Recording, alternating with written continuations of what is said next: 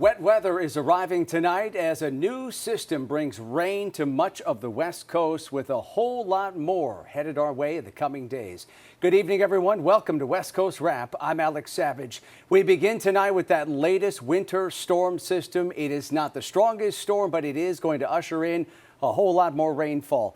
Along the California coast, people in Santa Cruz saw some heavy rain late today, making it tough for drivers navigating mountain roads. The CHP said it responded to several crashes in this area today.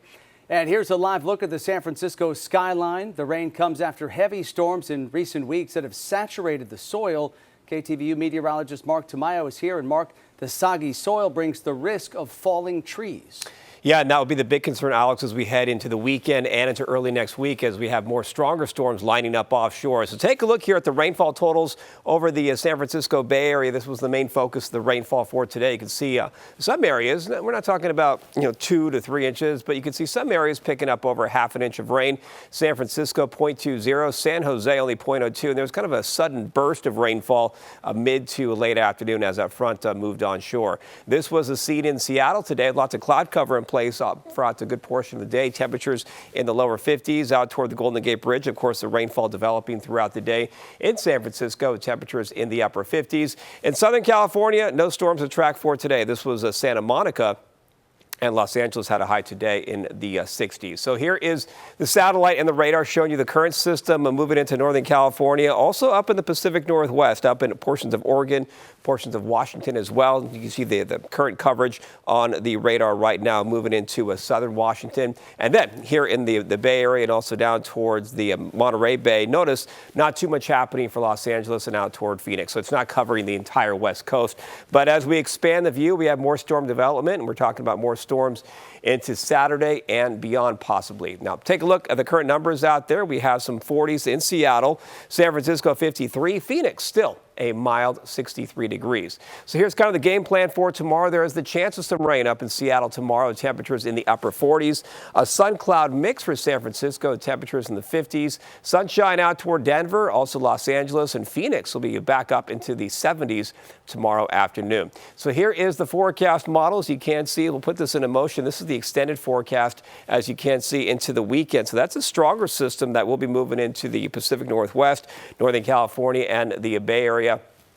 And then into Sunday, looks like another system wants to develop. This could possibly be stronger and probably be more expansive, even covering portions of Southern California, especially by Sunday night. And that could be a factor in the Monday and Tuesday forecast. So it looks like a pretty active weather pattern developing offshore.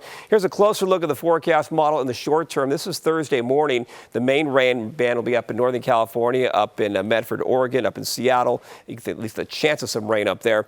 And then as we take this into the afternoon hours, you can still pretty much see the same area. So not so much activity for California for Thursday or into a Friday. But as we talked about, there's some more development offshore, and that will lead to some more rainfall as we head toward the weekend for San Francisco. So here is the forecast. If you want the sunshine, head toward Phoenix, lots of 70s. If you want the cooler conditions, of course, out toward Denver, temperatures eventually in the 40s. And then, as you can see, lots of clouds up in the Pacific Northwest with a chance of some rain for Thursday, and temperatures only in the 40s. But Alex, a lot to track over the next several days as those storms develop offshore.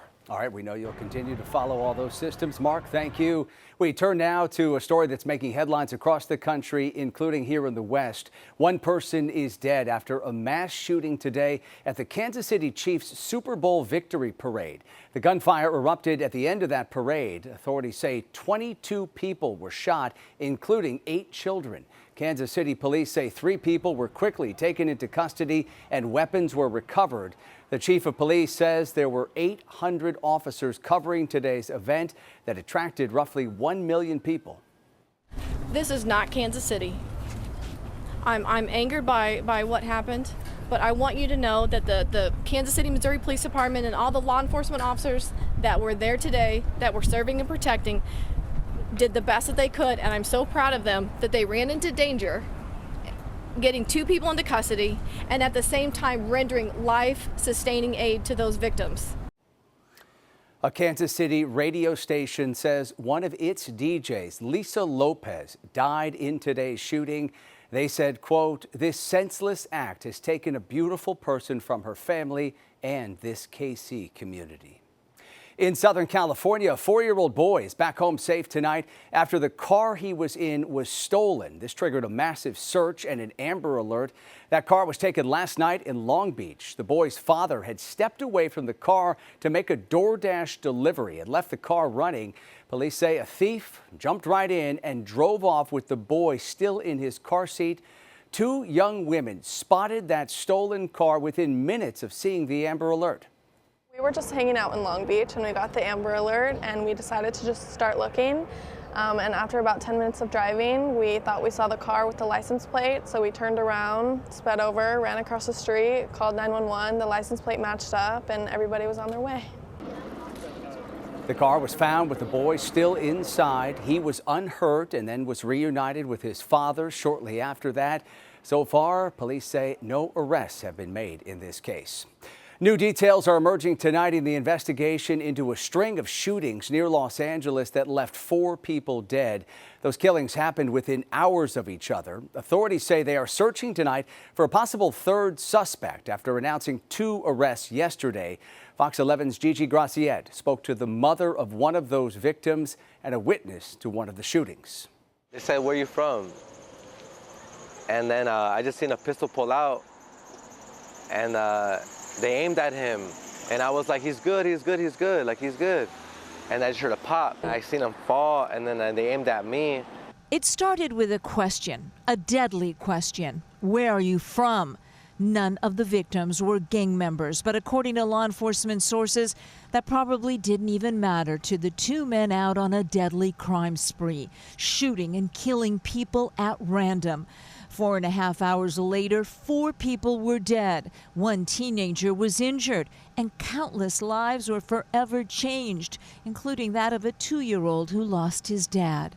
The suspects behind the death and devastation, police have identified them as 42-year-old Gary Jonathan Garcia Jr.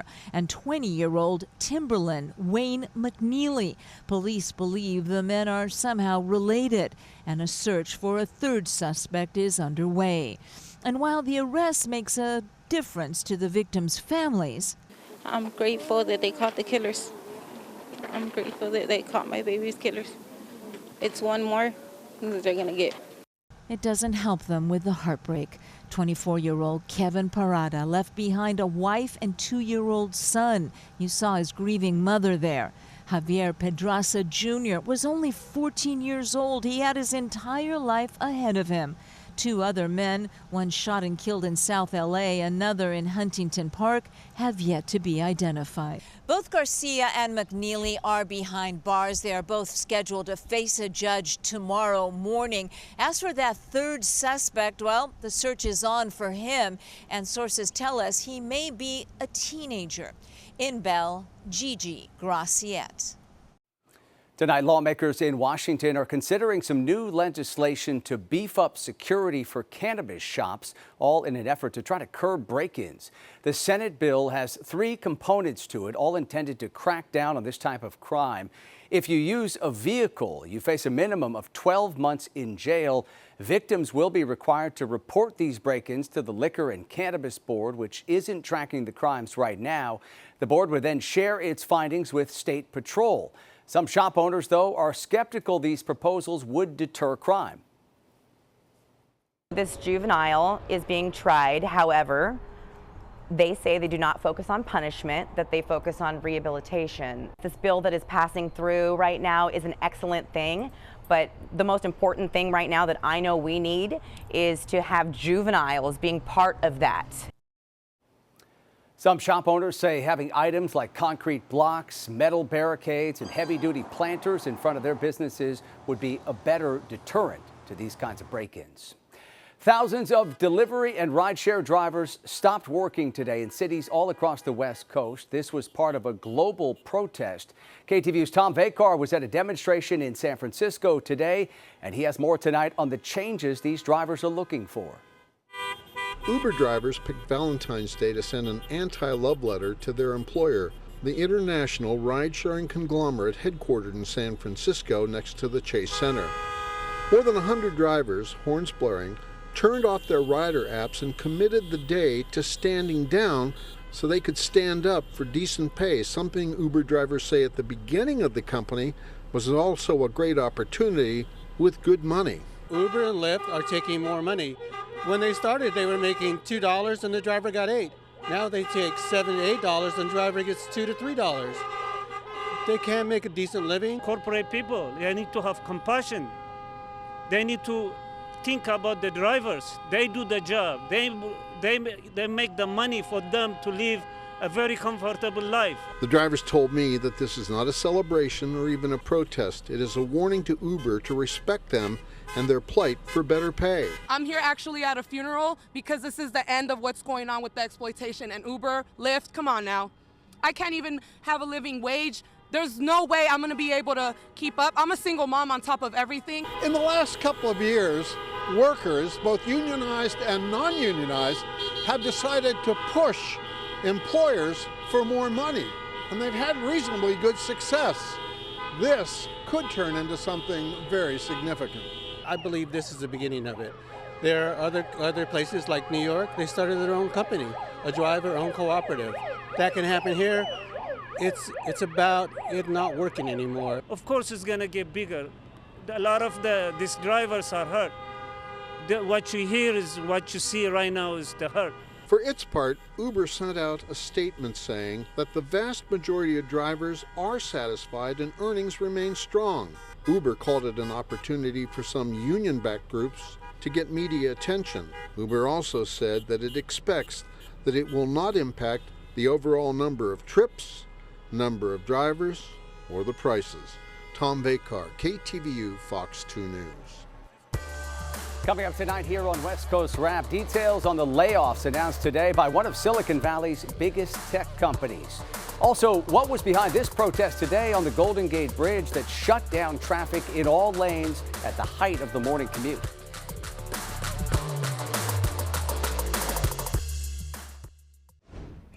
Colorado is suing to block the merger of grocery store chains Albertsons and Kroger. The state's Attorney General, Phil Weiser, says the merger would eliminate competition and hurt consumers, workers, and suppliers. Kroger owns 148 stores in the state, operating under the King Soopers and City Market names. Albertsons operates 105 Safeway and Albertsons stores.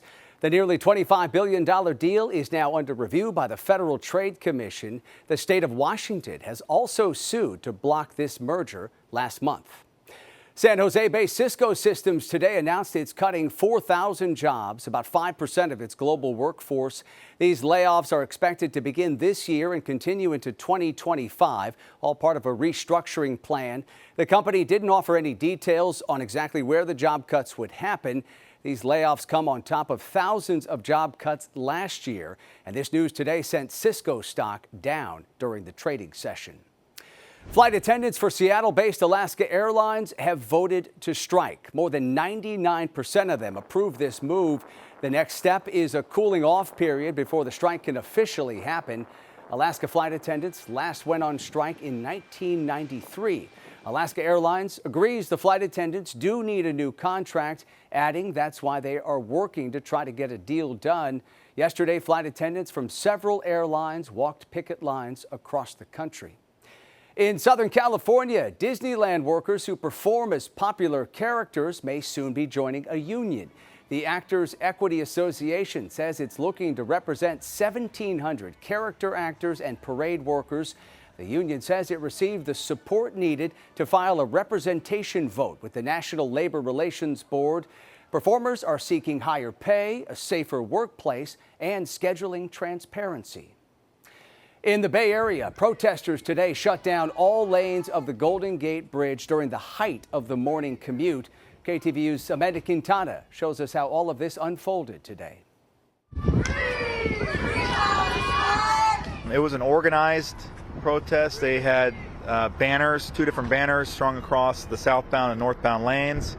They had individuals in yellow reflective vests. And so this was definitely seemed like a planned activity. Despite these plans, CHP was able to clear the protesters pretty quickly after traffic was stopped in both directions on the Golden Gate Bridge around 7:40 in the morning. Officers immediately got on the bridge, giving orders to disperse. There were no arrests. We discuss this all the time, and the response is very well coordinated. There's a game plan for it, and we were able to get the Golden Gate Bridge, in this case, was able to get their units on scene and really assist with getting these people. First, they were moved from the southbound lanes to the northbound side, and then ultimately everybody got back in their cars and left. CHP says there are reports of possible scuffles with drivers who are trying to rip the banners down to get by, but no injuries reported. Protesters with the group called Palestinian Youth Movement sent us these photos saying dozens of people locked arms across all lanes and held banners saying, "Stop arming Israel" and "Hands off Rafah." The protesters say this is in response to Israel's bombing of Rafah, and they're demanding President Biden stop supplying Israel with weapons and call for an immediate ceasefire. A similar message to the massive protests that happened on the Bay Bridge when President Biden was here in November. With that Bay Bridge protest, it took about 4 hours with arrests to get everyone off the bridge here today. They were only on the bridge for maybe about 30 minutes.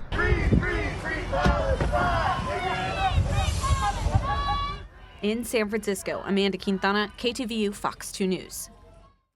Waymo has issued its first recall following 2 crashes, one of them in Arizona. The self-driving car company is blaming its software after 2 of its cars hit a pickup truck that was being towed in Phoenix back in December. Waymo said those collisions caused minor vehicle damage and no one was injured. The company says the software has since been updated. In Arizona, an experimental plane with 2 people on board crashed into a field today. This plane went down between 2 runways at Falcon Field Airport in Mesa, outside of Phoenix. The fire department says this was the plane's first flight and it crashed as the pilot was trying to land. The 2 people who were on board were not injured. Crews did have to clean up a fuel leak from this crash. The FAA and the NTSB are both investigating tonight.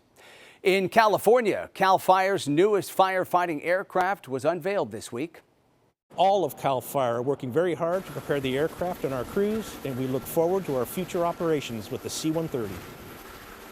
California Governor Gavin Newsom's office shared that video on social media. It shows a C-130H aircraft that has been modified to fight fires. CAL FIRE says more planes will be in the skies to protect Californians from wildfires this year, and this new plane is expected to make a huge difference. Well, what better day than Valentine's Day to celebrate a singer known for leaving his heart in San Francisco. Today, the city unveiled a commemorative cable car named in honor of the late singer Tony Bennett. The event happened at the Fairmont Hotel. San Francisco Mayor London Breed, the head of the MTA, and other officials showed off the car, which was built in San Francisco in 1907. Bennett's widow helped to do the honors. The song, I Left My Heart in San Francisco, is not just the city's anthem, but it was Tony's too. And to have the cable car named after him, I think there's only 2 or 3 others, so it's really an amazing honor. And I know Tony would just be thrilled. The Tony Bennett car was recently refurbished to include special plaques that feature Bennett. It will carry passengers along the California Street line. Coming up tonight here on West Coast Wrap, you've heard of letters to Santa going through the North Pole. Well, tonight we'll show you where love letters go on Valentine's Day. And if you're looking to tie the knot on this Valentine's Day and get a bite to eat at the same time, we have the spot for you. We'll have the details coming up.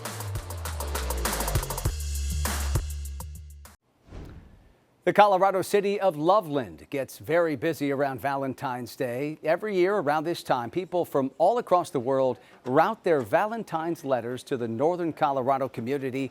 Every single piece of mail gets a special inscription of the city's nickname, the Sweetheart City, and the coveted Loveland postmark is put on them. The remailing tradition has been going on for nearly 80 years now. Volunteers sort through as many as 125,000 pieces of mail each year. And then we have others we're sending to military from all over the world, where people are sending Valentines to their sweethearts who couldn't be here with them and that are serving our country. We get special Valentines to major famous people. Dolly Parton got one this year. So Our stampers are so attuned to what they're looking for on those envelopes that they pull out any specialty mail and then we make note of it. Loveland is decorated year-round with hearts attached to lamp posts and featured in murals. The city also features a large metal love sign at the visitor center where people attach padlocks engraved with names and messages of love. Well, there were big crowds at the Los Angeles Flower Market today as florists work overtime to get deliveries out on one of the busiest days of the year. This market in downtown LA is so busy it stays open 24 hours a day leading up to Valentine's Day. Fox 11's Coco McAvoy has more tonight on the rush for roses and other beautiful flowers. This really is the perfect place to come for Valentine's Day or really any day of the year. The thing I love about it the most is not only can you see beautiful flowers, but also the creativity of these arrangements. I mean, you really can't find stuff like this anywhere else. But how about a human rose as well? Look at her and how beautiful she is. I know it's your second year being the human rose. If you could talk about the reaction that people have. Oh my goodness, reactions are amazing. All the little ones are always so happy to see me. They just light up. I mean, how can you not light up? Perfect person to take a photo with this Valentine's Day. If you can talk about what it's like in here. I mean, this has been like a 24-hour extravaganza. It's a 24-hour blitz. You know, everybody has to get their love, and we're here at the market to be able to make that happen. We've been open over 24 hours last night, maybe like 40 hours all in. We're going to close at 8 p.m. tonight, but you know, this is their big day of the year for these local vendors. This is the largest flower district in the country, and it's important to the local economy, but this is a big day for us, and it's a big day for love. Terrence King has been coming here for 15 years, and this year is extra special for him. It's a special year for me because my mom has been diagnosed with cancer, and I just want to bring her some flowers and put a smile on her face and let her know how much her family loves her. I can't describe to you what it feels like to be in here. You take in all the smells, you look at all of the beautiful sights as well, and it really does make you feel good, especially on a day like Valentine's Day. So now I'm gonna pose with the lovely human rose. I'm not as good as posing as she is, but you know, it's still fun. Happy Valentine's Day. I'll send it back to you. All right, a lovely scene at the flower market there in downtown LA. Finally, before we go tonight, a Denny's restaurant in Las Vegas is offering free weddings on this Valentine's Day. Nothing says I love you like a Grand Slam breakfast. Lovebirds who are looking to tie the knot can do it for free at the Denny's Wedding Chapel. Now, this Valentine's wedding package includes an officiant, bride and groom t-shirts, a bacon bouquet, music and decor, plus a dessert reception and a champagne toast. This particular Denny's, because it's in Vegas, has a full bar and it is open 24/7. Hope you are having a fantastic Valentine's Day. We appreciate you watching West Coast Wrap tonight. Thank you for doing it. You can stay up to date. All the stories we're covering, they're up at our website, westcoastwrap.com. And another reminder, you can stream our shows right there on your smart TV. All you have to do is download that Fox Local app. Hope you have a great rest of your night. We'll leave you with this live look at the beautiful Bay Bridge in the Bay Area. I'll see you back here tomorrow night. Have a good one.